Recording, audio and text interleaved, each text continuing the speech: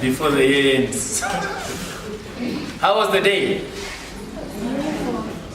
Fruitful? Yes. How many of you took time to find out whether you are complete human beings? Image and likeness, container and content. How many of you took time? All right, it's good to see you this evening. And very, very encouraging attendance given the traffic in Harare and also being a Monday.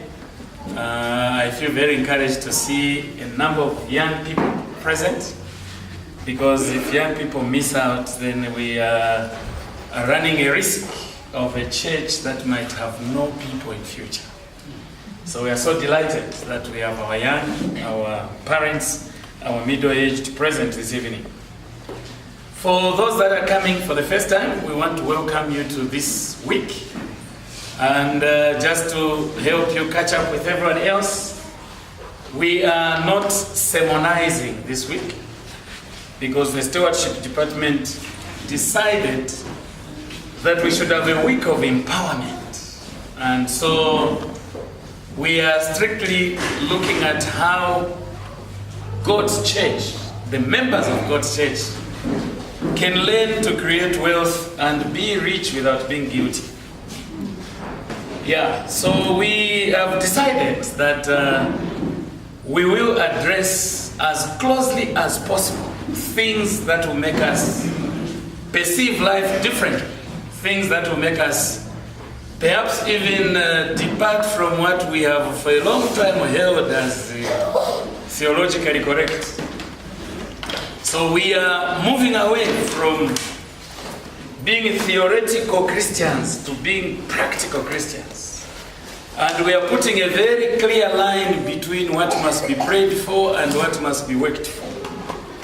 Because we are tired of prayer for everything, including common sense.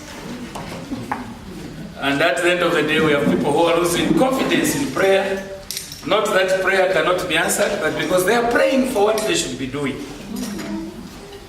Please understand me very well. I love prayer. It's a very powerful tool.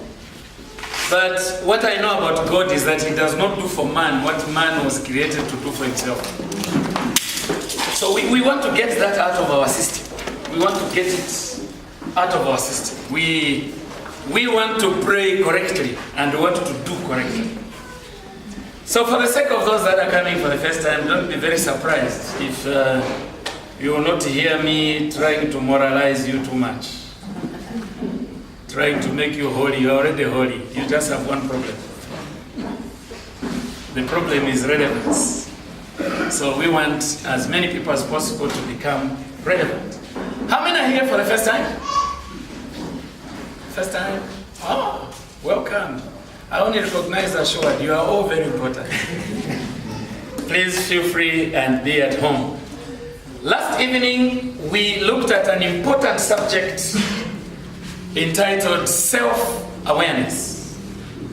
And the critical things we mentioned in yesterday's study included the fact that the power of anything lies in its make. The power of anything lies in its make.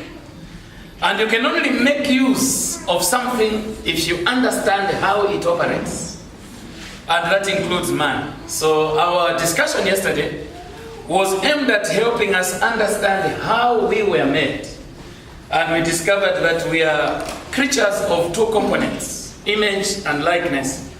And we said we have a container which contains content. And the most important thing is to remember that the container does not change no matter what content you put in.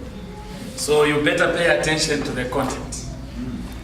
So we also went further and understood that in the container of humanity, there are 5 critical elements that make us useful. And we said there must be oneness, there must be creativity, there must be imagination, there must be goal setting, and there must be the ability to take action. If these 5 are in working order, then you are a human being. If any of these is missing, then better wake up and look for it, because it is there except it is in potential form.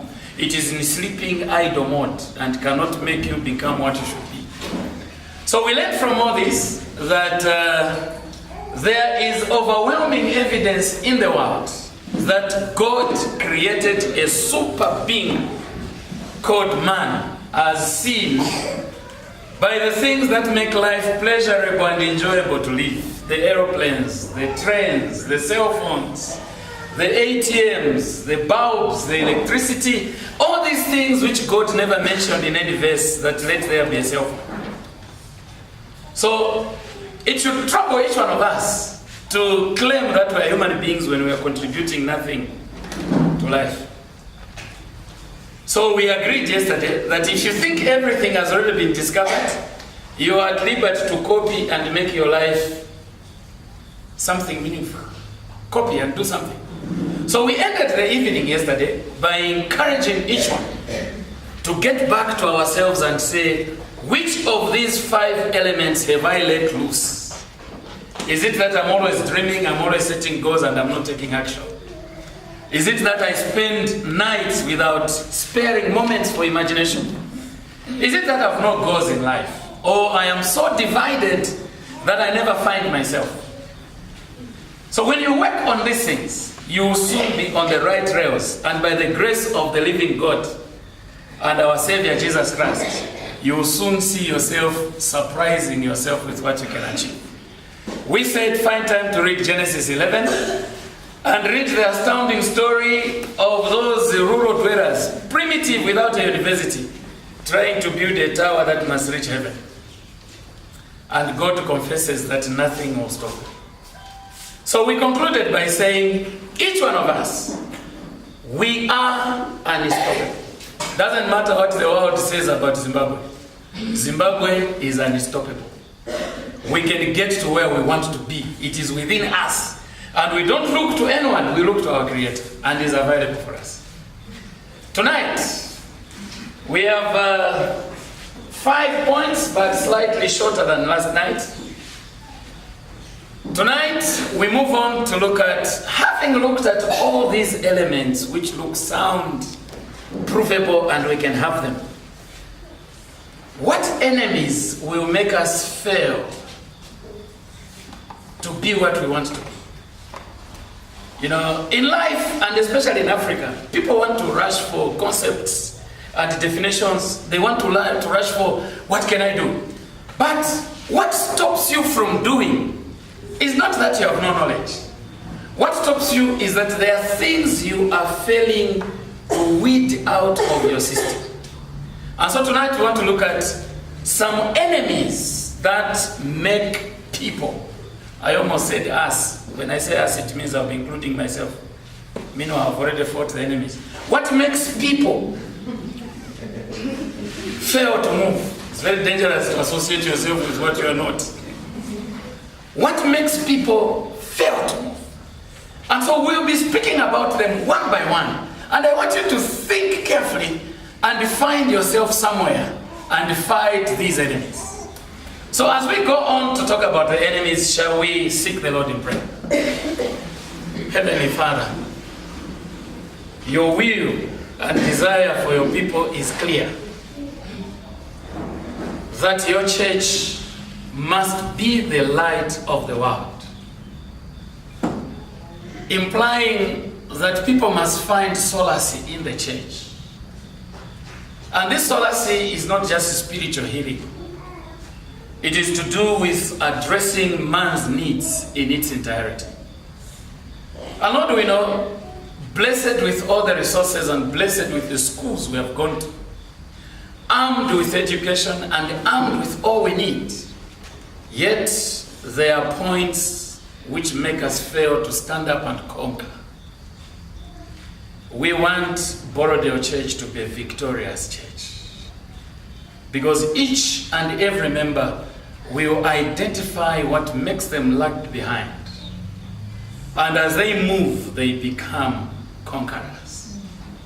Help us tonight to align ourselves with your desire and fight the enemies that shall be spelled out. In Jesus' name, amen.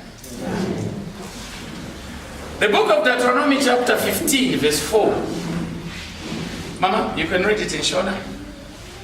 Deuteronomy 15, verse 4. We shall hear what it says in Shona. If I don't understand, then we'll read it in English. Asi usava nevarombo pakati pako, nokuti zvirokwazvo Jehovha uchakuropafadza panyika yaunopiwa naJehovha Mwari wako kuti ive nhaka yako. There should be no poor among you. There should be no poor among you. It is a taboo to be poor in the church. I know when Sister Chigodra started reading, Elder Chigodra checked and said, is that correct? Because he's used to the verse which says the poor will always the poor will always be with you. Now those of you who are Bible students, you will understand that God makes a clear distinction between his children and the people. As they leave Egypt, marching into the promised land, he tells them, you don't touch a dead body of a goat or your chicken because you are a holy people. If this dies, call the heathen. You have read that in scripture? If you have any of these abominable things, let the heathen sort out the touching of abominable things. So when he talks about the poor will always be with you, he's not talking about his people. He is talking about the outsider who will depend on God's people. Now, when you read Deuteronomy 15, it is talking about the year of Jubilee. And the Lord is saying, in the 7th year, forgive the debts of your brothers. Release them. In the 7th year, this is going to happen. On verse 4, he says, yet amongst you, there should be no poor. Because the Lord will bless you abundantly in Zimbabwe, the land he gave you. So poverty is a misfit in church. It is a stranger, it is a foreigner. And so tonight, I want you to go home believing that there should be no poor among us. So as we look at the enemies, I want you to understand what it is that might keep you in the state that God does not expect you to be in. If you're a soccer coach or a soccer player, you always look out for where winning or losing may come from. So if you're playing Barcelona, you tell your team, can you watch Messi? Because this is where danger is likely to come from. If you're playing Juventus, you tell your team, please see where Ronaldo will be coming from. This is where danger will be coming from. When Zambia is playing Zimbabwe, we always tell them, please look out for Kama Billiard. This is a guy who makes us lose the Kosafa. And because our boys don't listen, they're always losing. Now, if you won't listen to what I'm telling you, you will remain the same. No matter what you're going to learn this week, on Wednesday we'll be talking about how to mobilize resources. If you don't watch out for these enemies, there will be no change. You remain a knowledgeable loser.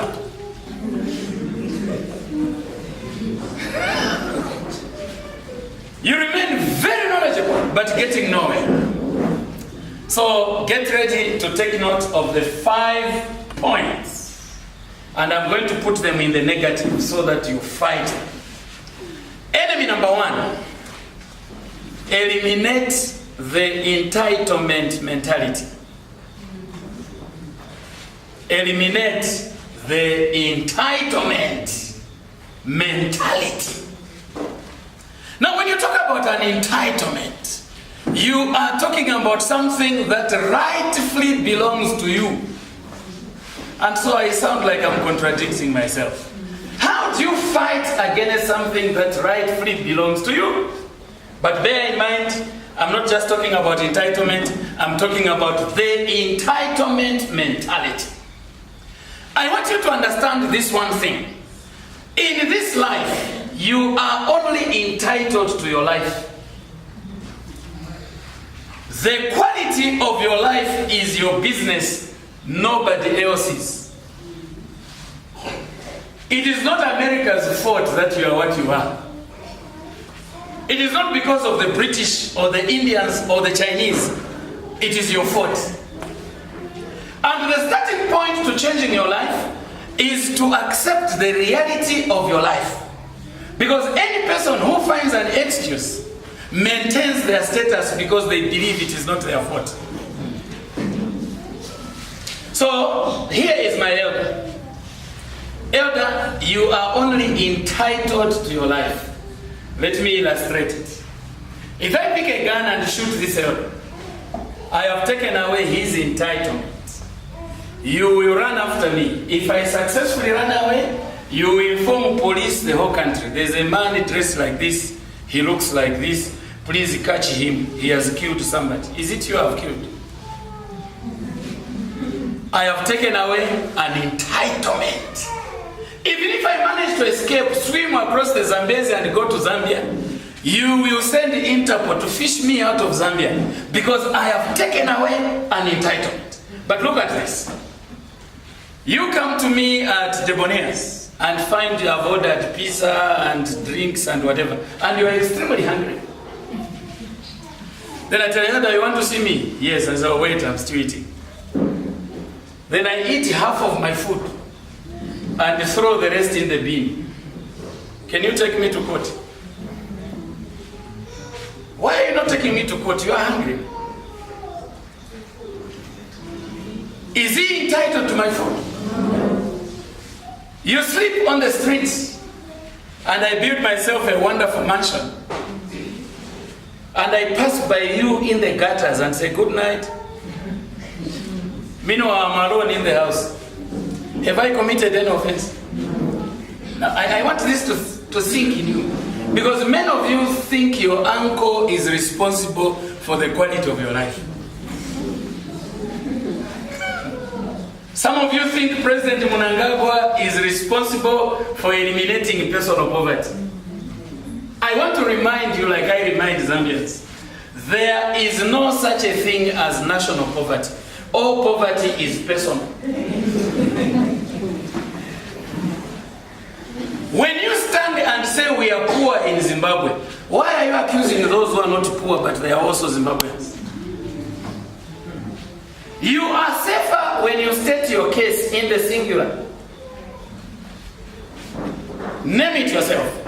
Until it begins to pain you at personal level, you will never take personal steps to change your status. As long as you think suffering is plural, you will be comfortable with it because you are convinced you are not alone. It must pain you at personal level. If I meet this elder walking to church, now I'm not saying start doing what I'm going to say, but in case it happens, don't worry. I find you walking to church with your whole family and I'm driving alone in the car. Then I just roll the window and say, you'll find us. I have committed no offense. There are enough cars in Zimbabwe. Why have you chosen to have none?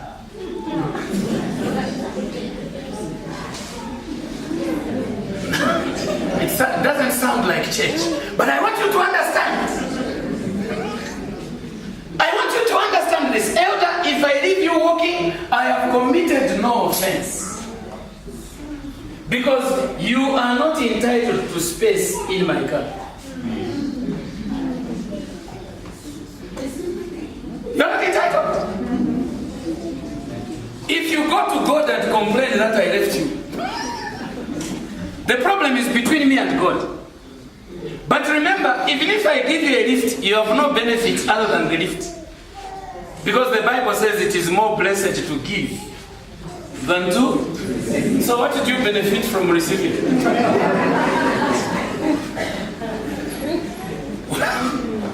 What did you benefit from being on the receiving end?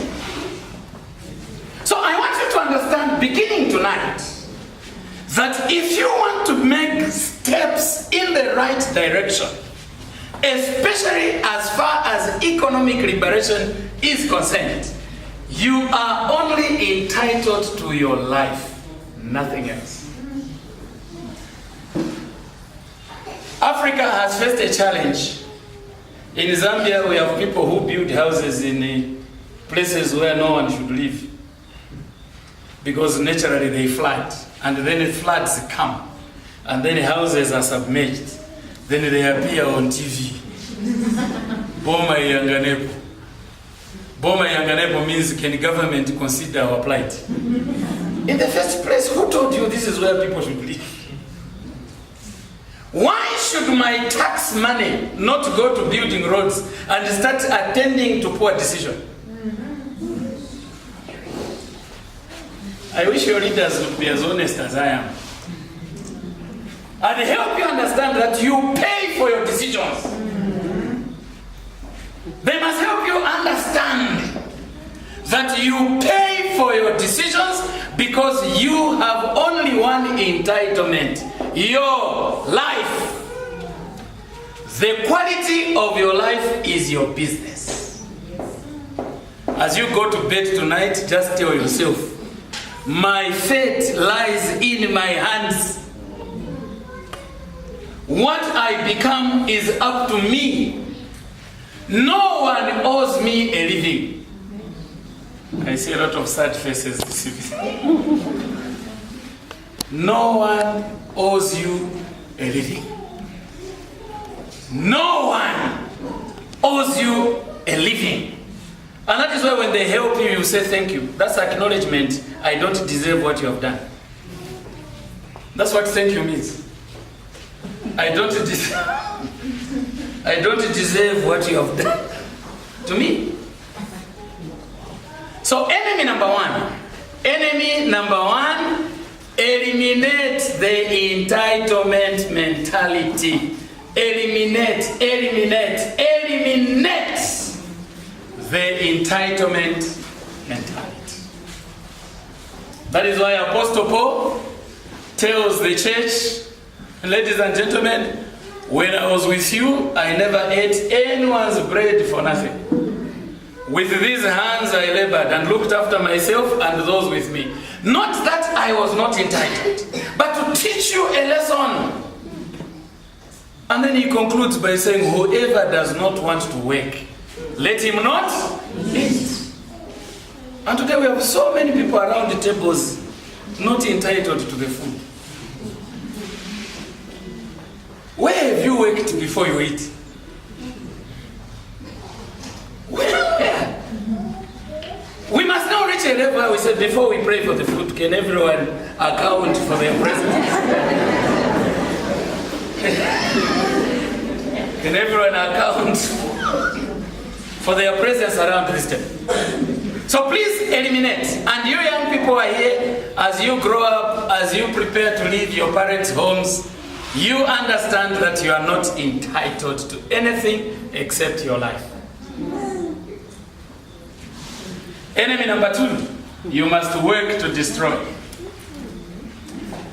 Destroy the survival mentality. Destroy the survival mentality. Destroy the survival mentality. All living things survive by breathing, eating, and all those systems we know. Only human beings were created not just to survive. Human beings were created to develop. All creatures, goats, elephants, monkeys, birds, eagles, fish, were created to survive. Human beings were not created to survive. They were created to develop. They are the only creatures which were told to be fruitful and multiply, fill the earth, subdue it, have dominion, replenish the earth, make it better. The charge to make the world better was given to none other creature than humanity. But today, many people are contented with surviving. Very contented with surviving. In Zambia, you ask someone, it is rain season. Have you been to the field? Yes. How much have you planted? Just for eating. Just for eating. Isn't that a survival mentality? You find people running a small shop like this, year after year. They sell 50 fritters in a school where there are 2,000 people. As long as the fritters are enough to buy what is needed for the day, they have arrived. As long as the business they do is enough to make them see the next day, they have arrived. There is no development-oriented mentality. They have what we call the survival mentality. And unfortunately, it is more common in Africa because conditions for survival are very good. Here the water has no salt, so no one thinks about purification. You can survive by drinking from a natural stream. Here you don't need mangoes and oranges. You can go in the bush, you found wild fruits. Here you don't need any innovation. Nature looks after us. And so human beings in Africa are contented with being looked after by nature and they add no value to nature. In countries where life is tough, people have had to think, how do we warm our rooms? Let's use gas. How do we communicate? Let's use this. But Africans are tough. If they want to communicate, they walk. No matter how far they are going, they walk. They will beat drums, they will do whatever, they survive. The weather is not tough, they can sleep in the corridors and survive the whole night. They will bear children on the street. Nature looks after them. Now listen, have respect for humanity. Have respect for being human. Don't survive, live. When this church begins to have a development mind and everyone moves away from survival to development, you will see real change. When people avoid just being available and breathing, just going through natural courses which cost no money, then life will change. So destroy the survival mentality. If I put goats on a piece of grass, they wake up, eat grass, drink water, sleep. Wake up, eat grass, drink water, sleep. Come back 30 years later, they are doing the same thing. If you look at your life, if your life is so focused on the basics of life, as long as there's food, there's clothing, there's shelter, we are okay. As long as there's food, there's clothing, there's shelter, we are okay. Abraham Maslow, for those of you who are psychologists, don't be contented with being on the basement of man's hierarchy of needs. Don't be contented. Who told you are just created to eat, to marry, and to have children? You can't continue like that. When a man is comfortable with where he is, there is nothing that drives him to the next level. When man is contented with the level at which he is operating, there is no driving force that takes you to the next level. What has developed this world is discomfort. People who have been thinking, what else can we do? This is challenging us. What can we do about it? These cookers, these air cons, these things you see have been born out of pain. Has anything in your life been born out of discomfort? If you find yourself just going along, all that changes is the number of years on your birthday, then that's a very difficult life. So destroy that survival. Destroy it. Destroy it. Enemy number 3. Eliminate social thinking. Eliminate social thinking. Eliminate thinking. We have one big challenge today, and this has caused people not to progress in their economic liberation struggle. There is too much socialization. And that is now we have this wizard called social media, which makes people prefer to talk to people who are very far than those who are very near. Social. Understand me, Borrowdale. Man was created for economic reasons, not social reasons. You and I were created for economic reasons. We were not created for social reasons. Social issues come after you have sorted out economic challenges. If you want to prove that, go and read your Bible. Let us make man in our image after our likeness. What is he for? Let him have dominion over the economy. Have you ever read anywhere, let's make man so that he can have friends? Let us make man so that he can be social. No. Even the marriage setting, like I was telling you on the Sabbath, Adam was given the economy before he was given a wife. Adam was given economic management before he was given a wife. The Lord gave Adam the garden to manage, no wife. The Lord gave Adam the animals to name, no wife. When he was economically successful, then the Lord says, who will he be eating with all this success? It is not good that man should live alone. Let's make him a wife.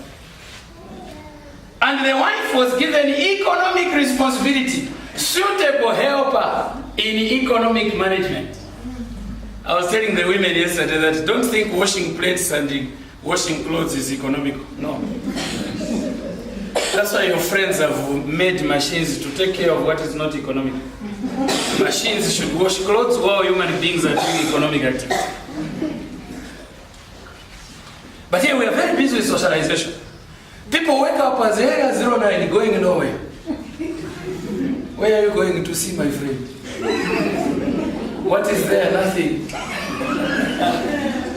And you look at the age of the person and their economic status, they are not even fit to visit. Where are you going in your status?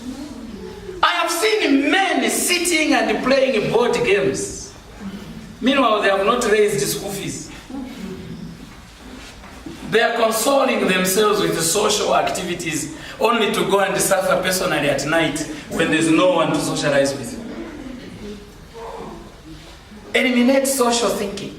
Before you socialize, economize. Before you socialize, economize. I have seen people sweating to buy bundles so that they go to WhatsApp, they go to Facebook, not because there's any business there, just to find out if the story is true. Just to find out whether what we hear is true. And they are busy looking for people who never greet them. They are looking for people whose status you never catch up with. And you are busy following them. Even if they met you on the street, they will not even know you are a regular follower. But very busy. And our young generation is dying slowly because of that. Social media. Social. You post something and say, we are discussing business at Borrowdale. No like, nothing. You post something, our favorite singer lost a shoe in the last 1,000 likes. That's the state of your thinking. That's the state of your thinking. That's how low you have sunk. And that's why the Chinese have given us 3 groups of people and have said, be careful which group you belong to. They have told us, 1, small-minded people discuss people. Small-minded people discuss people. When they wake up, they have nothing. Things are not functioning properly. So all they can do is, did you see the... Did you like the coat he was wearing? Is that the way it is, or is it supposed to be on? And they're wasting time like that. Discussing people. Small-minded people discuss people. So the more you socialize, the more you define yourself. The more you socialize. Ask yourself a question. This number of hours I spend with X and Y and Z, what is the economic benefit? What is the benefit of all this mingling? I was with a friend in UK one time, we were walking, I said, what do you think about this country? Then he looked at me and said, the people are very lonely. Because everyone who was meeting was not talking to anyone. That's what. And then we had been there for 2 weeks. Then I asked him, so what do you think about this? He said, no, I can't live here. I said, why? The people are very lonely. So who told you that? No, just check. In Africa, people be jumping, chatting, people. I said, yeah, that's why they are donors and we are dependents. That is why they donate to us. Because what is the profit of all this chatting and moving around? What's the profit? That is why while you were socializing, they were dividing your continent in German. While we were busy socializing. And unfortunately, Africa does not learn. Today, they are creating social media there, which they don't use. They send it to people who have nothing to do.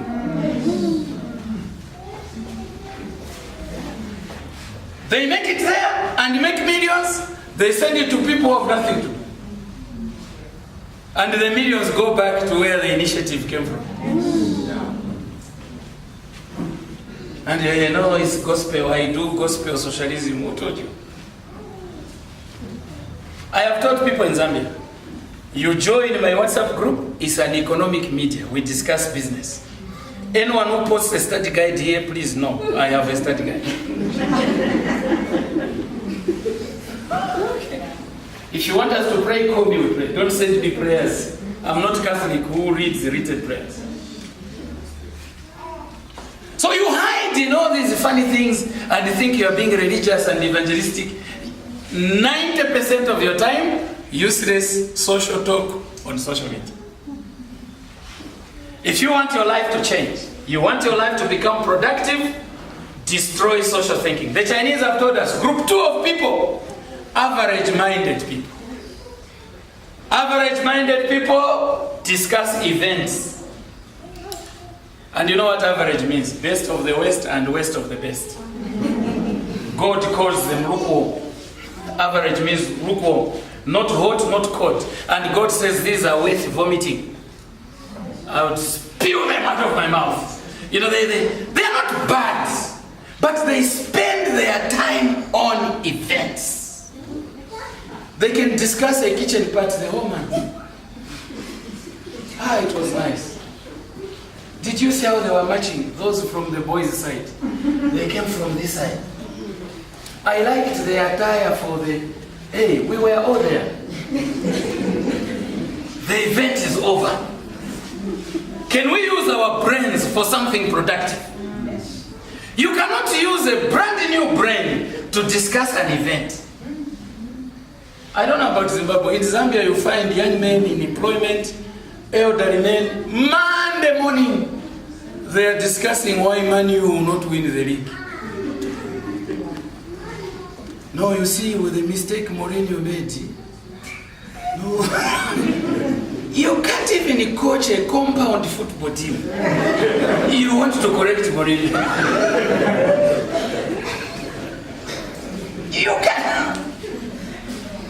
You can't even criticize yourself.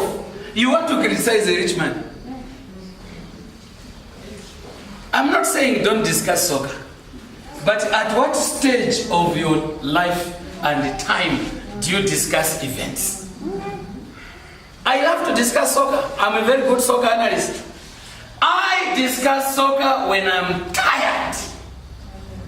Very tired. And I want to give myself a commercial break. Then I can talk soccer. And then move back to normal life. Remember, your time is 24 hours a day. Which part of your life eats much of your time? If most of your time is spent in discussing events, then where are you headed? The Chinese have told us the third group of people, and everyone here must belong to that group. Great minds discuss ideas.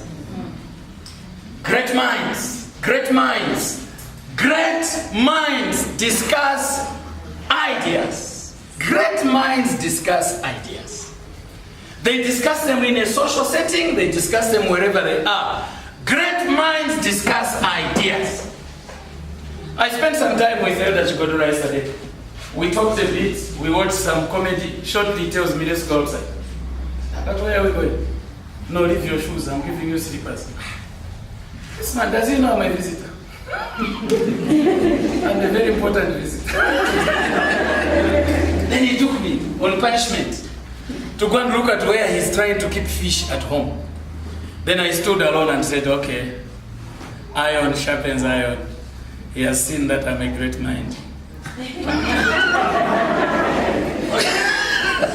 So great minds discuss ideas. Young people, as you meet to chat, as you do your AY, as you walk around, as you are in your camps, as you visit relative to relative, what occupies your time? I was telling Zambian youths, discoveries have not ended. As young people, you discuss, what can we do in this generation to shock the world? Then they said, but there's nothing to do. I said, no. You find out how you can make a talking shoe. How when someone wears the shoe says you are overweight. Isn't it doable? It's doable. You become as the first people in the world to invent a talking shoe. And everyone will think you are mad. You think that people are making cell phones when they're saying we can make something which can transfer messages. You think they looked normal. As long as you keep looking normal in your abnormal situation, you are not yet normal. Think, what is it that you can do? There are cooking oil shortages in Zimbabwe. Don't join the complaining queue. Think. There are all these challenges your country is facing. Don't join the complaining queue. Think. I have told Zambians, the head is not a container for carrying ice. This is the asset for sorting out human problems. So don't use your eyes just for carrying eyes. No, where are we going? No.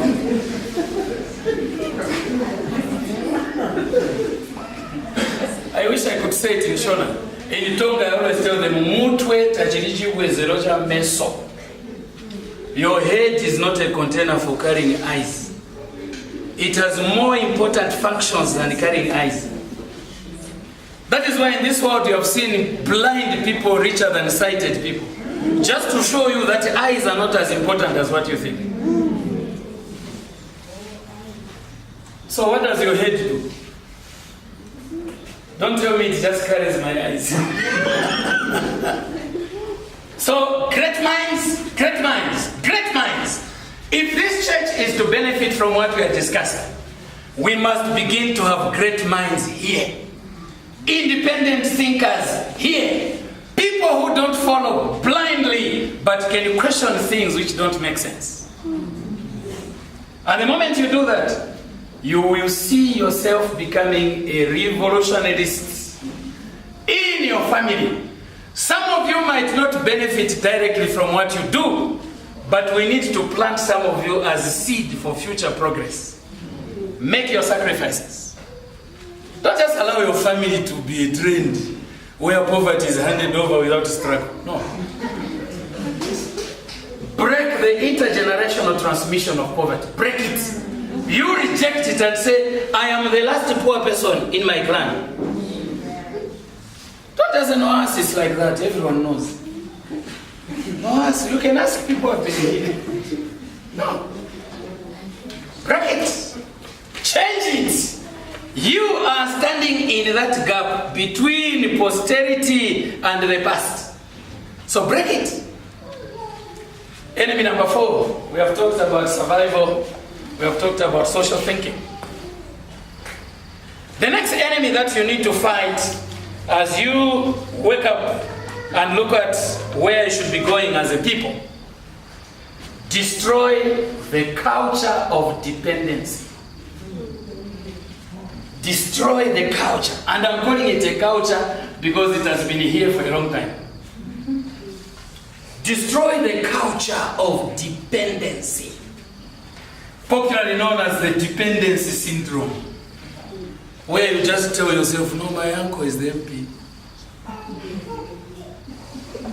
No, he will look after us.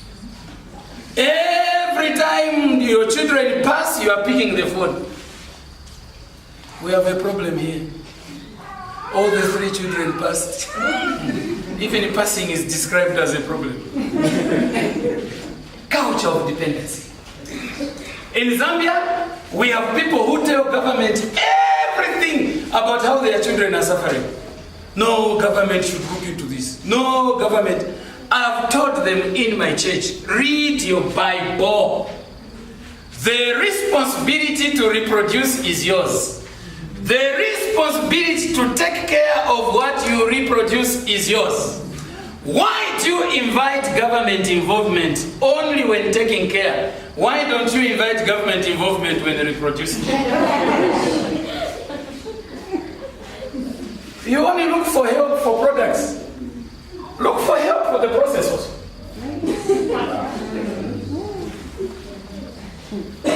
Please don't attempt to do things you can't manage. Don't attempt. If you know you're incapable, be incapable in everything. I met blind people in Osaka. We have a lot of blind men and women in Osaka, and they move with their sons in the street. They use their sons as begging aids. So they will go to each car, this car, this car. Then I said, I sympathize that you are blind. I seriously sympathize. But is this your son? Yes. How did you manage to have a son? Because if you manage to have a son, it means you're also able to look after him. Don't tell me you're already blind to the economy, you are sighted to reproduction.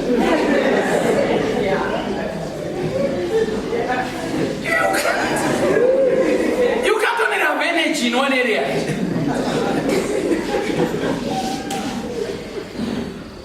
You can't just be powerful one side, the other side, no, I'm blind. You should have been blind in everything. So, culture of dependency. And here I want to tell our young people, in Africa we keep people and they are called dependents. Now, so sorry my young people, let me tell you the truth. Dependent is a human term for parasite. No, hear me. Dependent is a human term for parasite. The characteristics of a dependent and the characteristics of a parasite are the same. They both depend on the host. Now, you are created in the image and likeness of God. Here is my advice to young people. From this meeting, graduate from a dependent to dependable. Graduate. Amen. Graduate from being a dependent, become dependable. This culture of just finishing cushions on sofas and knowing when they are switching off DSTV. No, you can't continue. At your age, have some decency. Just have some manners. Just become normal.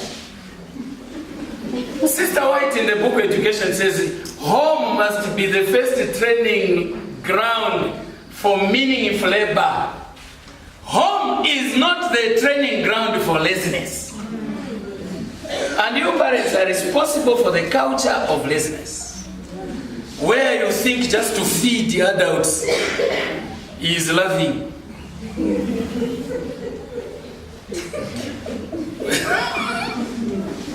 Where you think just keeping them and massaging them and you think that is loving. You are destroying this country. Their age mates became independent at 18. At 30, they are still children. So when a small boy comes from Germany, then they are looking for employment from a small boy. Because you misunderstood, train the child in the way he should go. When he is old, he will not depart from it. You look at your children. What training have you given them? And that is why in Africa, funerals take long to finish. People are not mourning the dead, they are mourning destitution.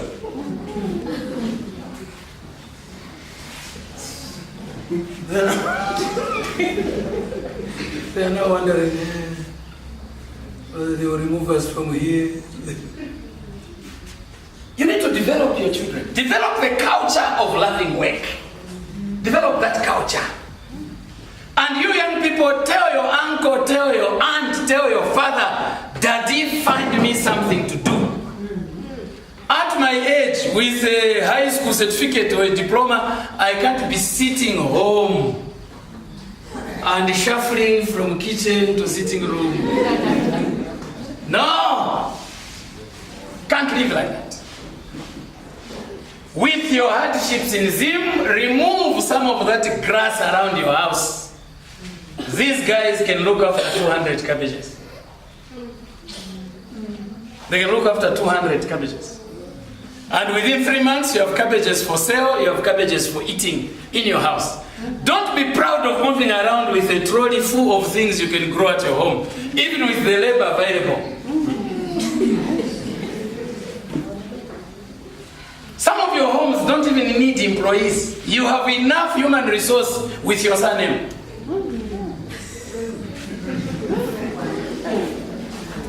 You don't even need employees. You don't even need them. You have enough human resource in your home and they carry your surname. Employ them. No one must eat for free. It is sin. Many of you must go on diet until you find something. You must go on diet. So this culture, the culture of dependency, and that's what has killed our continent. Our presidents shamelessly go to countries that have no resources to be beggars. Because even our presidents grew in our homes where we taught nothing. So how do you expect them to think when they get to parliament when they never thought at home? And you are looking to people who are not thinking as your saviors. You can't. The world must look to the church for solutions. The world must look to the church because this is where normal people are found. But unfortunately, we have refused normality. Today you find people birthing as early as 6.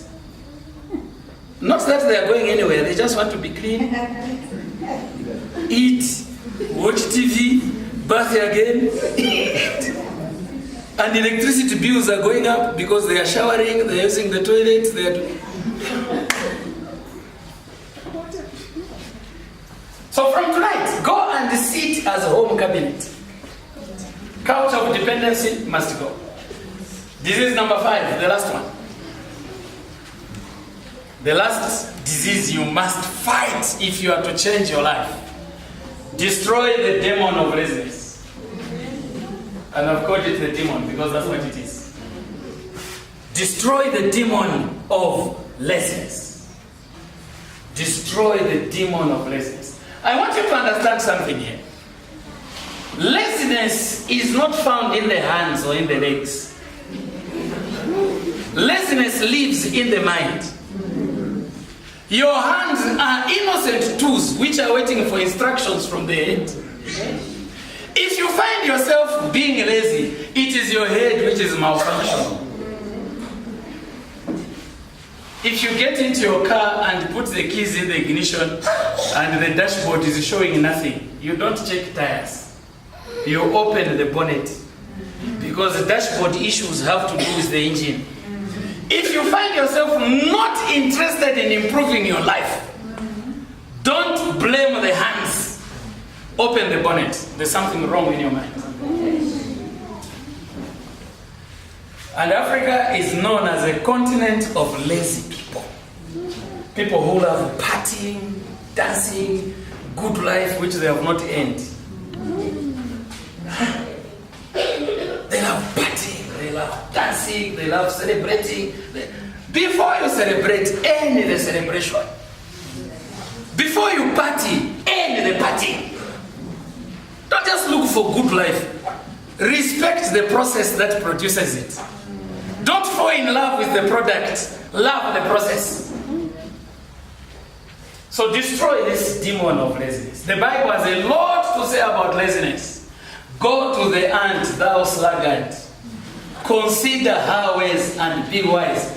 God is sending a human being to a small insect to learn a lesson. The ant has no ruler, has no governor, has no captain. Yet it gathers its food in the winter and it is ready for the summer.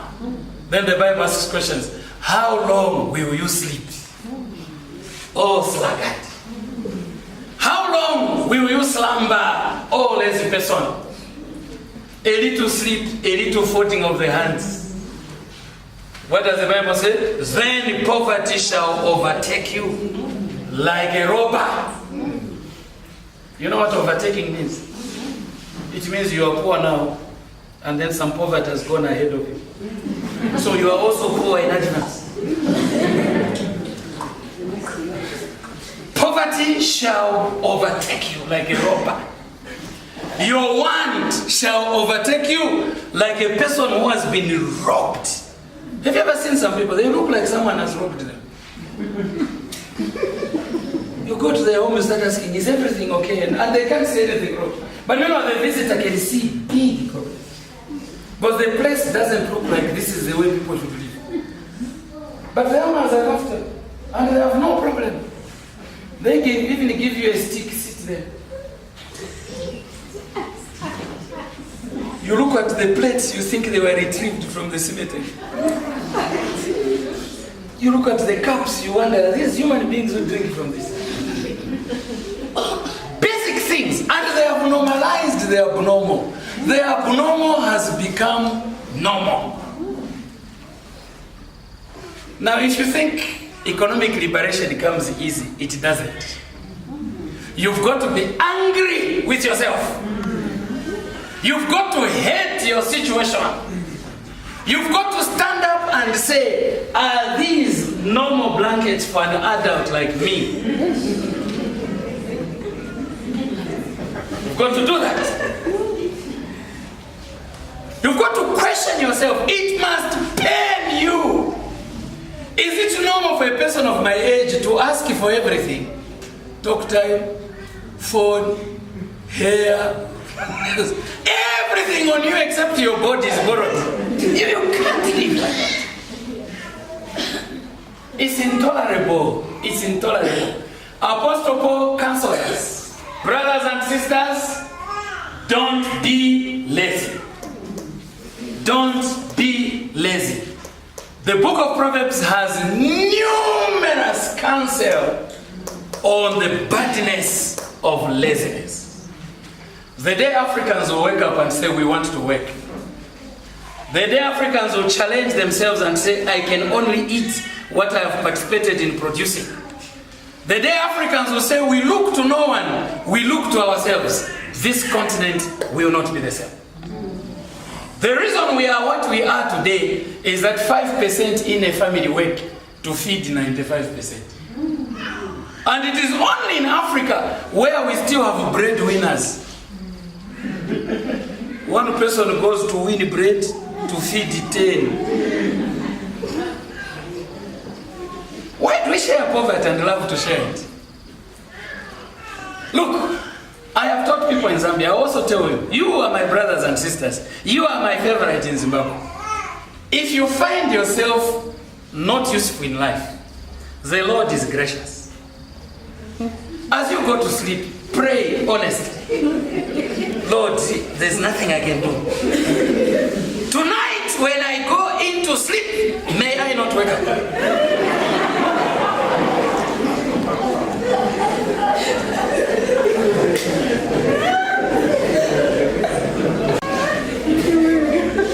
It is cheaper to have a 3 days funeral than an economic problem for 40 years.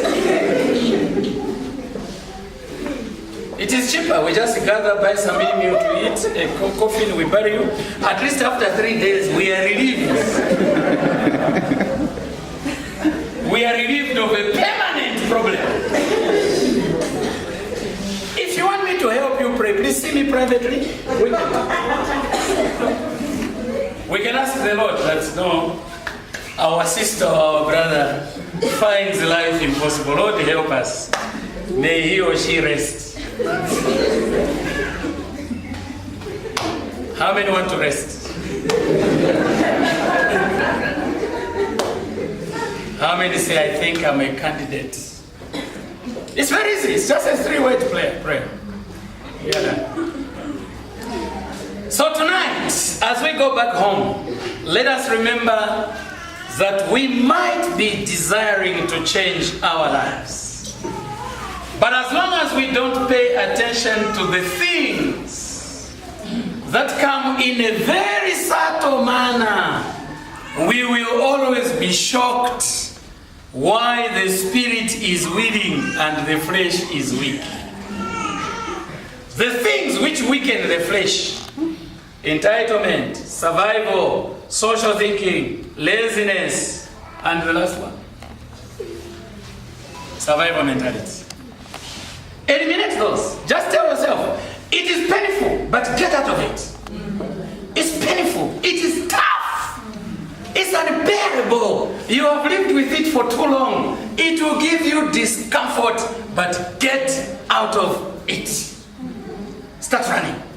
I'm willing to help you. I'm willing to talk to you. And when I talk to you one-on-one, I'm even worse. Yeah, because a boil is less painful than pressing it. Yeah. Amen, church? Amen. See you tomorrow evening.